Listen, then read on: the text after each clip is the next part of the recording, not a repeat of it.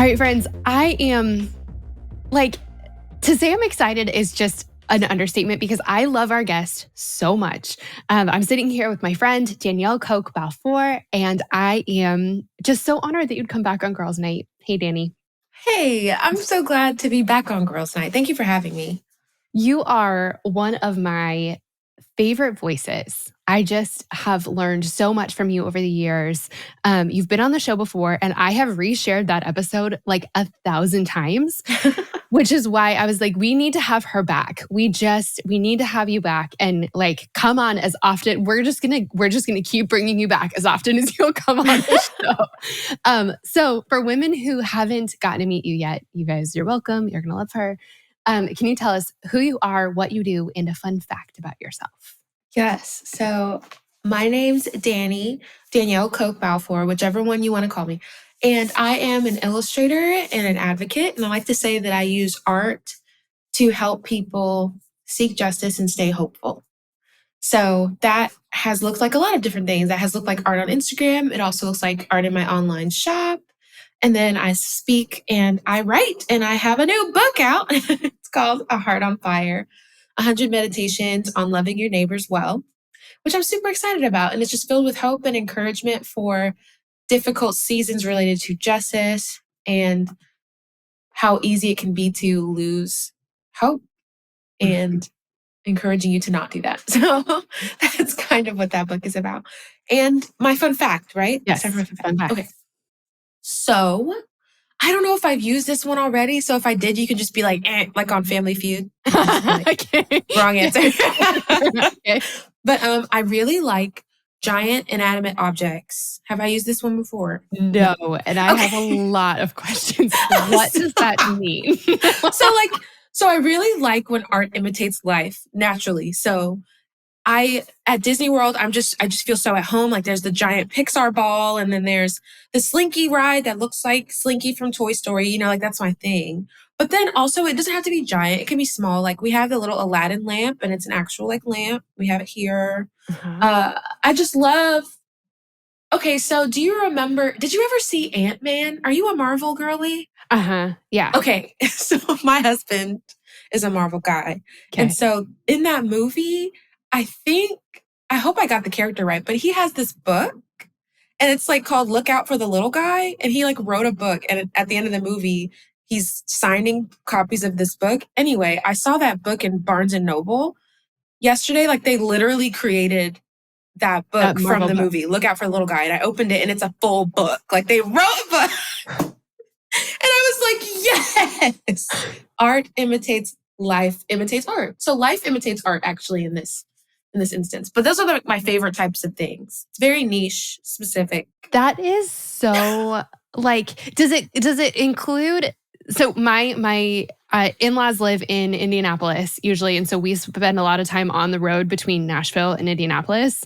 And there's all kinds of things on the side of the road where it's like largest, like I'm pretty sure we drove past a sign that said like world's largest Swiss Army knife. Wow. And we had a lot of questions about that. Like, does it have to still fit in your pocket? Like what constitutes a Swiss Army knife, and how big can we go? Is it like you need a really big pocket? Where's the limit? Anyway, so are you like the kind of person who would stop for things like that? It would have to be really cool to get me to like actually stop. Okay. But I may stop. I love the fun fact question because I'm like, you find out things about people you would never know. And I love it so much. Yeah. How would you ever know that about me? You wouldn't. I love it so much. You wouldn't. I love it so much. Okay, Dani, can you tell us more about, I want to go back. We did this in the last episode, but I want to hear it again. And I want to hear just kind of how the book has fit into this. Tell us how you became an artist / activist. Like how did this thing come about? And then like, where did the book fit into it? Yes, that's a great question. So for those who may not know, I've always been pretty artistic, but art has not always been my career. This is actually pretty new. I started doing this full time in 2019. And a little bit before that, I had graduated from college in 2017, and I was going to be an event planner. So I studied hospitality.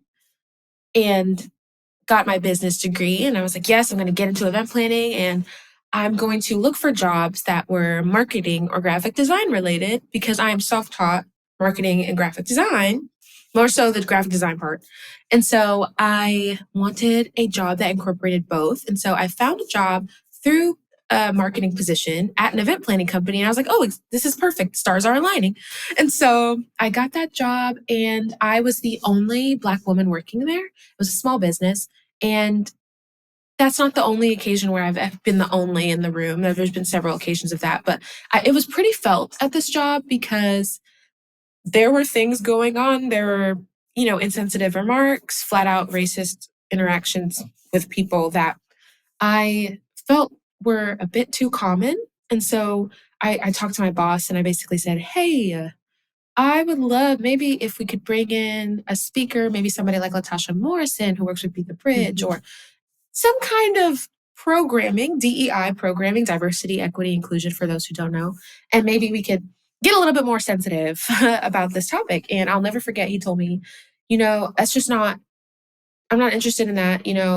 Why would I spend company money or time doing something I'm not passionate about? It's just not something I want to do. And so I was like, wow, that's a wild thing to tell somebody. And I decided that this was no longer a place that was going to see me in my fullness. And so I couldn't necessarily feel super safe there. And so I decided to save up a few paychecks and get some graphic design clients on the side and quit. And so I quit that job and I started doing design and marketing for like nonprofits and mission-based organizations. And I said that I wanted to help those folks who were so busy doing the work on the ground that they weren't super focused on like their Instagram feeds. And I was like, this will be the way I give back because I'm super passionate about things like justice. And so 2019 is when I quit my job and I started my small business called So Happy Social. And it was a really good time. I got to work with dream organizations. Like I got to work with Be the Bridge several times, which is so funny because I had just mentioned them earlier.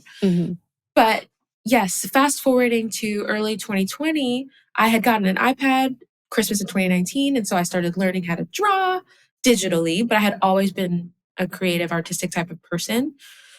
And I decided, hey, what if for Martin Luther King Jr. Day coming up, what if I create a piece of art that kind of speaks to his legacy and I post it and maybe it'd be cool. So I did that. I posted this quote that talked about how he was a radical disruptor, not just a passive peacekeeper. He was a peacemaker, basically. And so I did an art piece related to that and I posted it and people were sharing it, people that I didn't know. And I had like 700 followers at the time. I was like, this is okay. You guys like my art? It was very basic. So I was a little surprised. Anyway, then Black History Month happened and I was like, well, I'm going to keep making more art. And more people started to find my page. And then summer of 2020 happened, which we will never forget. And then it was George Floyd, Breonna Taylor, Ahmaud Arbery, center stage in our conversations. And I kept making art about that. And then, yeah, my platform grew to 300,000 plus followers that summer, which is wild. It happened in the span of 1 week. I think I remember telling you that before. I don't know. Maybe I didn't. You might have, but that is shocking still. Like, what even? Yeah. I feel like you'd post with like some freedom when you're like 700. Like, I mean, still, we're all really careful about what we post, but then you're like, oh, what am I supposed to like? Gotta be careful. Yeah. What do I say next? Yikes. Yeah, exactly. So that was a lot of that going on. But yes, so I think the book and the idea of the book came along when I started noticing this pattern, at least that I was feeling within myself, of huge issues happening locally, globally, whether it's injustice or tragedy or hate crimes or war. There was just always huge, huge things going on that I found to be so overwhelming.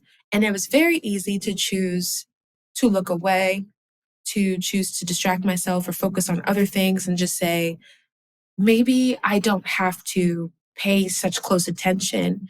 And I realized that in doing that, people were finding themselves to become cold in a way to the world and its troubles. And as a form of, protecting the heart. We thought we were protecting ourselves, but we were actually becoming numb and cold, which led to apathy. in some ways.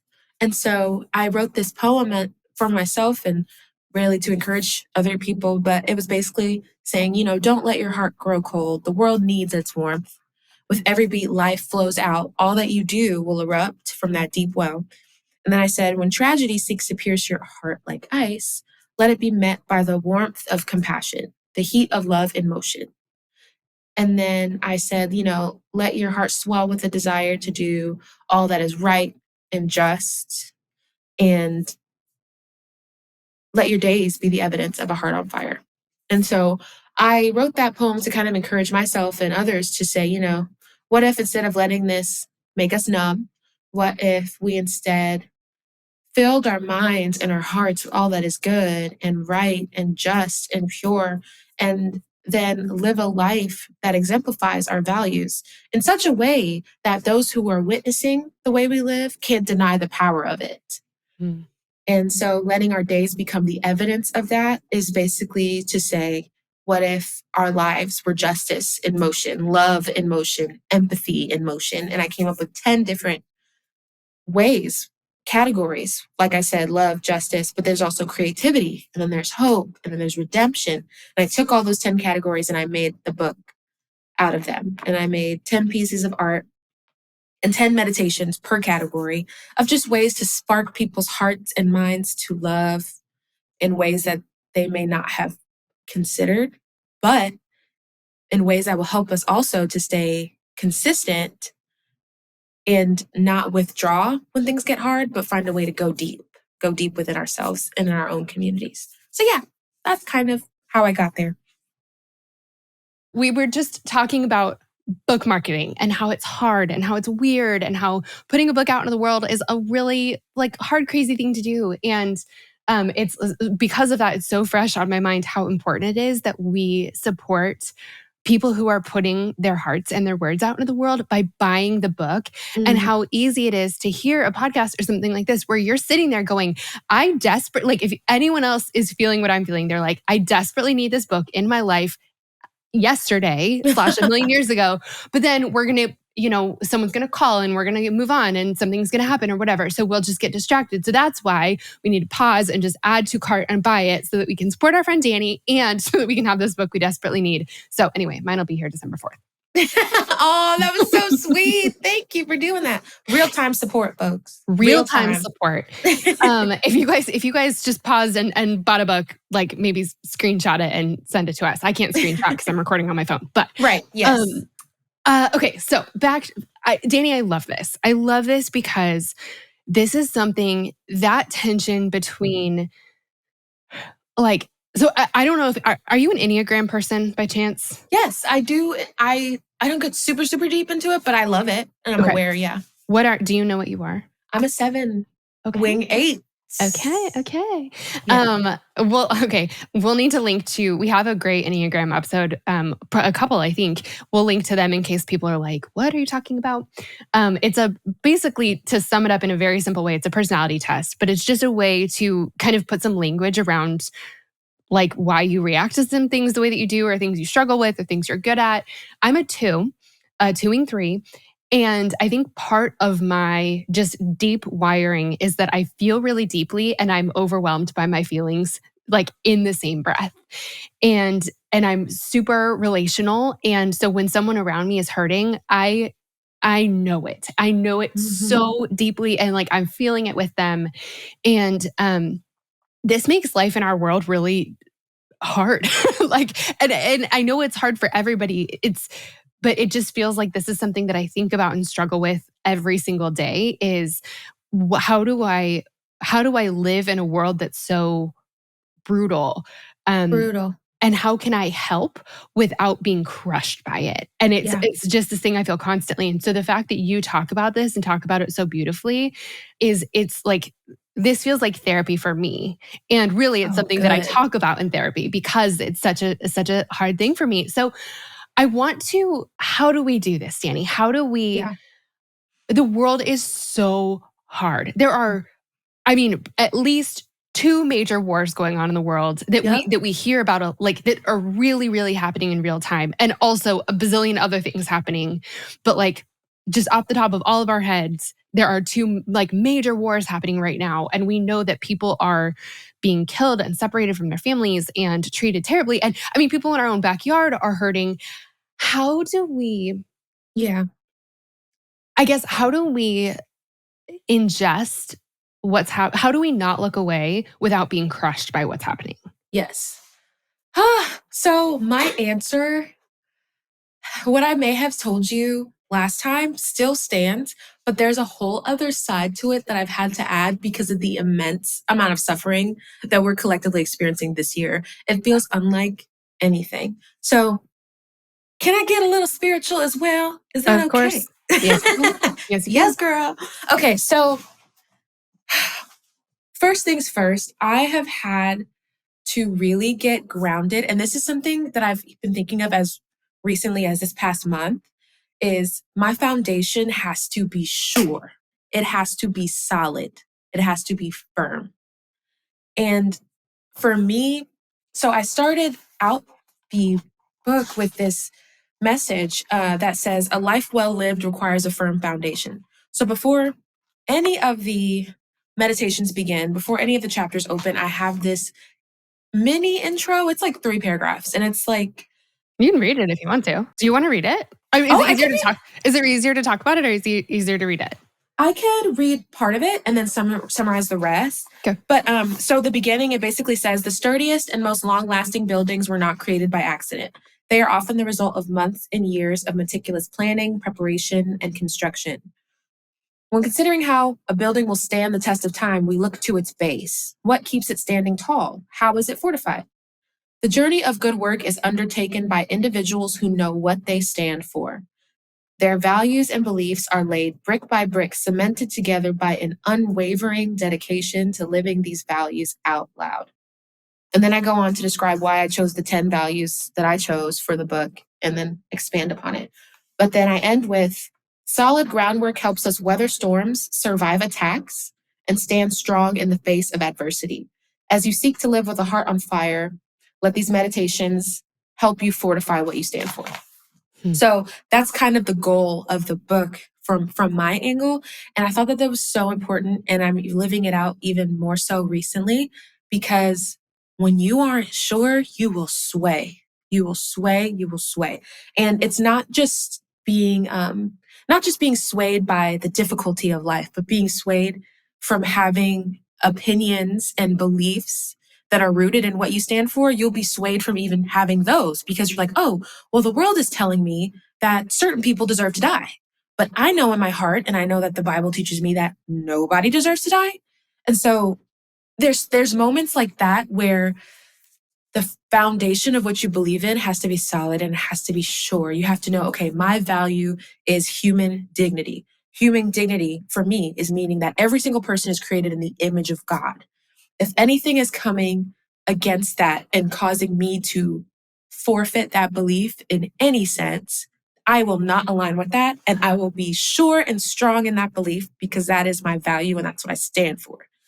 And when we don't have those, we'll hear this opinion and be like, oh, well, they sound really passionate about that. And that must be right. And I must be wrong. And we're just swayed and we're swayed. And so for me, I'm like, whoo, Dani, it's time to enter into a season of intense fortification at the base, the base level, and reminding myself of the basics. And so that's one thing that I want to lead with because I think this is more important now than ever.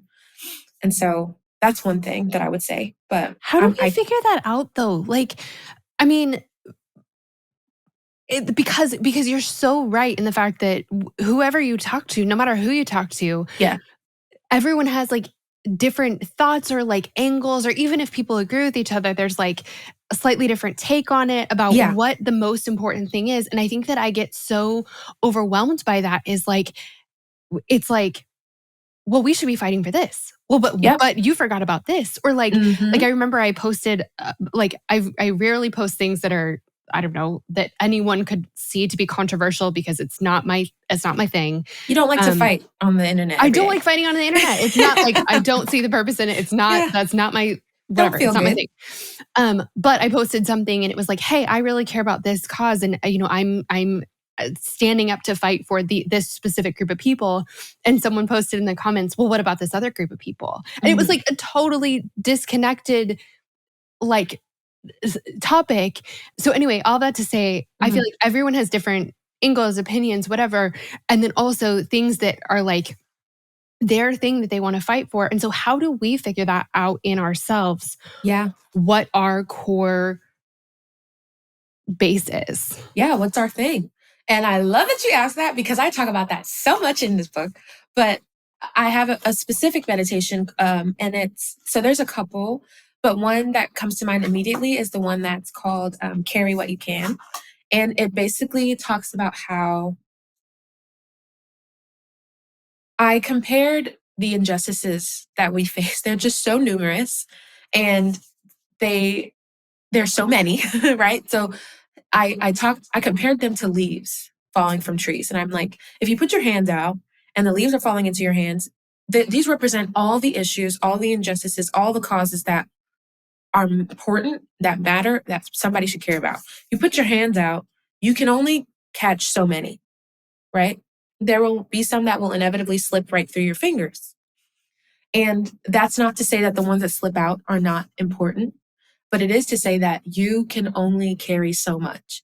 And so, in deciding what yours is, I like to think of it as thinking through a couple different things. So, there are things that you have proximity to, so causes that you naturally care about because of how it's affected your personal life. It's okay to start here, there's nothing wrong with that. So, for example, if you have a parent who is struggling with dementia, you may be really passionate about causes that speak to that and want to solve that. And super cool. Those will be a cause that you carry. And then on top of that, there's personal struggles in your life. And then there's a global issue that caught your attention and really like pierced your heart in a very particular way to where you feel called. Right. And so these are all very important and these all matter. And there's only so much you can do. So as you hold those, I think about the person that responded to you in what you posted about, I don't remember what your post was. I don't know if I saw it, but I do know that you had you gone to that person who posted about something that they cared about, you could have easily commented, well, what about this? Right? Because it's another thing that matters. I will say that's a strategy that some people use in bad faith called whataboutism, where you're raising up something that's important and somebody in bad faith to distract from the topic at hand will come into your comment section and quite literally be like, well, what about that? Or in a conversation, be like, well, what about that? And so that is extremely ineffective. I would throw that right in the bucket with devil's advocacy, like just things that are not helpful in the moment when someone's bringing something to light. And so, unfortunately, it's one of those things where it's guaranteed to happen. And you just have to be strong and unwavering in the fact that you care about what you care about. And it does not mean that you don't care about everything else. It just means that right now, what's pulling on your heartstrings for you personally is what's pulling on your heartstrings. And I even have this illustration that I posted the other day that was talking about it had different hands and strings that were tying the hands together. And I said, with what we're witnessing now in the world around us, specifically with, I wrote this in reference to, Israel and Palestine. We are seeing now that we are all being affected by the strings that tie us together. None of us are looking at what's happening overseas and saying, well, it ain't got nothing to do with me. Not anybody with empathy, at least, right? We're all like, wow, this is really, really difficult. This is really hard. Injustice is at play. Oppression is at work. But I also think that one thing that I mentioned that's super important was, the thing about the strings is we're all tied together, but we're tied together differently. So when you feel a tug, you might be pulled in this direction towards, oh, I'm going to give to Doctors Without Borders. Somebody might be pulled over here and saying, well, I'm going to give to World Central Kitchen, or I'm going to order this book and learn more about this. Or actually, there's another war happening at the same time over here that's really pulling my heartstrings. And this is important because this is how humanity works. It's how we cover ground. All of us I saw someone's post today and they were like, I really wish I just knew what the plan was. And I think it was Sharon McMahon. She had said, you are the plan. We are the plan. And so when you think of it that way, that there's no magic potion, there's no script, there's no blueprint. It's just you feel the tug that you yourself are pulled to and you go there. You don't worry about where other people are going. If they like where you're going, it's how we cover ground. If we were all dead locked, dead set, dead focused on one single issue over another, then there would be so many issues across the world that would never, ever get attention. And so go where you are called to. And that does not take away from the importance of any other cause or any other issue. You just have to remind yourself, hey, this issue matters too. Not only, it matters too. And so that's something that I like to think of. It's the strings. I'm feeling the tug on the strings that tie us together, and I'm being tugged in this direction. And so that's where I'm going to go. And finding some peace in the fact that someone else is tugged in a different direction. Like, Yes. this is my thing. This other thing will be someone else's thing. Yes. Did I tell you? I'm sure I told you about this in last time we talked, but I'm going to share it again because I think about it so much. During the pandemic, I was pregnant, and that was wild. But also, Yeah. so period. And so I spent a lot of time watching Animal Planet. I think I could have stopped it. I was pregnant, or it was during the pandemic. But anyway, I spent lots of time watching Animal Planet. And I watched all those shows that are like the zoo, like Tampa Zoo, like Zoo Down Under, Zoo, whatever. And the thing that I found so much peace about in this season of life where everything felt out of control was the fact was watching people in these different zoos care immensely about like this one specific kind of tree frog that like only exists in the jungle of Cambodia or something like that. And they knew that this tree frog was going extinct, and they're working on like, repopulating this tree frog, and they're bringing it back out into Cambodia and like letting it go and whatever. They're concerned about the tree frog population, and they know that it connects with everything else, but this is the one thing that they can work on. And I just felt so much like when I thought that there is someone who cares more about tree frogs and is equipped to do something about it that isn't me, I felt like I could sleep better at night. And it was like, okay, that's also true about like people who know about how diseases spread and, like vaccine developers and doctors and, people who take care of babies. And like, I mean, just all the different things that felt so out of control. It just was so nice to think about the fact that there are other people who are better at this than me and who are paying attention. And I forget about that sometimes, but always like, it always just looks like tree frog in my head. It's like, if you say tree frog, I kind of take a deep breath. But I love that. That's exactly what you're saying, is that everyone has something different that pulls at them. And if we all walk in the direction of the thing that pulls at us, most things are going to get covered. Yes. Yes. And that's the best part about it. I think a lot of us, the heaviness that we feel is, in fact, tied to the struggles of what we're witnessing on a global scale, and also connected to the guilt we feel for not being able to hold everything, the fear we feel of not wanting to say the wrong thing and then have our character maligned and just be attacked. And it feels like it's all this coming together to form its own big, heavy weight. And for me, I just had to be like, okay, let me sit down and be like, okay, for real, what is mine to carry? Because aside from all these issues that matter so much, I also have to show up every day and do my job, like my actual job, like what gives me money. So there's that, there's people who are fighting things like poverty and are waking up every day wondering, how am I going to make ends meet? And is that person heartless in comparison to the other person who has the capacity to be on Instagram all day, every day, advocating for their specific cause that they care about? That person's cause, the person who's trying to make their ends meet, that person's cause right now is their family and the food that they're trying to get on their table. And that's okay too. That's not the end all be all of their contribution to the world, but that may be their focus, and that's okay. Because our life is full of ups and downs and strings. There's so many. And so I just want to find a way to encourage people of that, because jumping online, it can just seem as if that's not the case. And we can't live that way. We can't live that way. Yeah. So what do we do with if like once we kind of figure out what our thing is or what our thing Mhm. is right now, you know, well, I guess sort of separate from that, how do we pay attention to what's going on in the world without something my counselor and I were talking about is like secondary trauma. Like, Uh-huh. I have been so deeply affected by the mass shootings in our Mm. country.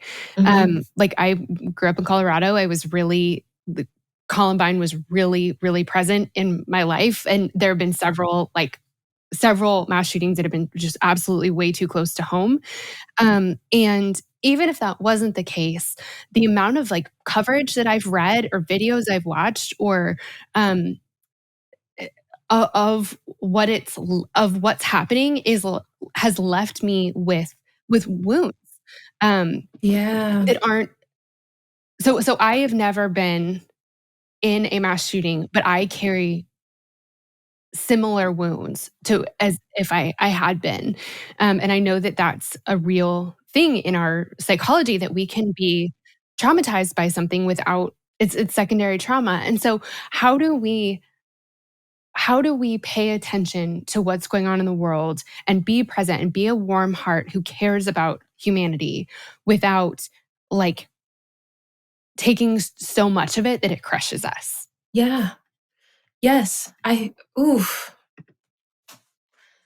When you first described this, what I immediately went to in my mind was when videos of Black men being killed by police kept Yeah. circulating on social media. Yep. And one thing that activists were consistently saying was stop circulating these videos, stop asking people to watch these videos, because not only the fact that it's traumatic, because oh my goodness, yes, but it's also dehumanizing because it can cause you to forget. So in some instances, it's like, wow, this is really bad, and it can awaken yourself to the reality of the violence. It Yet on the other hand, it can be dehumanizing to consistently see this. And so I thought for me, as a way to protect and remind myself of the sanctity of life and that these are human beings, not, they're not roadkill. Like these are people. Um, and so I wanted to remind myself that I didn't have to consistently take that in. And I realized that that was beneficial for me. And it actually improved my advocacy because yes, I know that this is happening. And now that I know, I'm gonna avoid the heaviness and the traumatic experience that would come from ingesting all that information Mm. because it's going to take me away from what I now know is mine to do. So now with this information, the action that I take in response to it won't be bogged down by the heaviness of witnessing it. It's already heavy enough to know that it's happened, right? Yeah. And so for that is the direction that I decided to go in. And for people who feel like they just can't look away, because there's also that rhetoric of don't look away. To look away means that you don't care. Uh-huh. It's that cannot be said of everyone. And that is not true for everyone. Yeah. You know how you're built, you know how you're wired. And I follow this account called Good, Good, Good on Instagram. Love it. Love Brandon. Angels. Angels on the planet. Brandon Harvey is one of the most beautiful people I've ever He met. is so great. He is so great. I have for years been like, we might need to break our girls' night rule and bring Brandon Harvey on. Oh my So, gosh. And he would right? live. He would love it. No, no. Brandon's a really good girls' night addition, even though not technically a girl. We like the girl party, but we also like Brandon. Yeah, we also like Brandon. So they posted this post and it was called How to Stay Informed About Global Crises Without Doom Scrolling. And I was like, huh, it's interesting because it's kind of what you were just talking about. Yeah, that's exactly it. And one thing that they put on there, which is kind of related to what I was just talking about, was situational reports. So he was like, a great alternative to just taking in this graphic content all day long is to consult the situational report, which will kind of give you the overview from an organization like UNICEF or OSHA, they will, or OSHA, sorry, not OSHA. They will give you kind of like an outline of here are the updates of the day, and you don't have to, look at all the graphic content. And there was a little bit of pushback when this was shared. There were people who were saying, you're just trying to desensitize yourself to the reality of this. And no, for some people, we are trying to maintain our stamina. Sensitivity. Yes. Yeah. Our sensitivity, our stamina, Mm-hmm. and our ability to take action quickly Mm-hmm. by protecting, our eyes and reminding myself that these are people and I don't have to watch them die to know that I care about them and want to take action on their behalf. And so I just thought that was a really great practical step that someone could take if they're like, I want to know more and I don't want to have to see all of this at all times. And so it can be a tricky situation to navigate, but overall, I think if the intake of this content is taking away from your ability to do the work you were put on earth to do, there may need to be an adjustment, of the balance of what you're doing and how often you're doing it. Yeah. I love that because, I'm someone who I don't watch scary movies because I can't get things out of my brain. And I know that a lot of us are that way. Yeah. And so there is the thing though, where it's don't look away because you have the privilege of looking away because this isn't happening to you. Yeah. But I feel like there's actually a benefit to not being the one this is happening to because you're able to act differently. There's no sense in putting yourself in the hospital also, correct. You can't take care of people if you are also if you got sympathy wounded also. So I like that it's what are we consuming and why? And is this actually the most beneficial thing I can do for this other person to enter into this with them in this way? Or can I be more helpful if I'm not in a puddle also because this is secondarily happened to me because of how much I've taken in about it? Yeah. Yeah. What do we do about something that when something comes along that isn't our thing, our hands are full of leaves, something else happens in the world and we care and we want to care and we want to help, but our hands are full. What can we do? Yes. And that's an excellent question. And I have an art piece in the book called Finding Your Starting Role that seeks to answer that exact question based on analyzing your context and your capacity. I don't remember if we talked about this last time, but I may have just drawn it last time, which is very interesting. But it basically says, it just basically gives 4 starting roles for somebody based on their context or their capacity. You have just mentioned, they don't have a lot of capacity, right? So if the context is low, it may be an opportunity to amplify other voices that are trusted that if this is talking about social media, maybe amplifying the content that other people are posting that is vetted from people you trust. If the context is high, then maybe taking moments to share what quickly, in ways that are accessible and really lean on your expertise. But if none of those are true and you are no capacity, no context, don't even have time to necessarily be an advocate online either, I think of the little quick actions that can be done based on what I know. So I think it's really good to have a trusted global nonprofit organization in your back pocket that you are just oh, no matter what, I know World Central Kitchen is on the ground.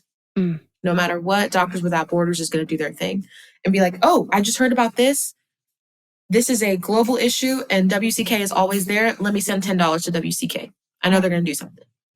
And that matters. That matters a lot, right?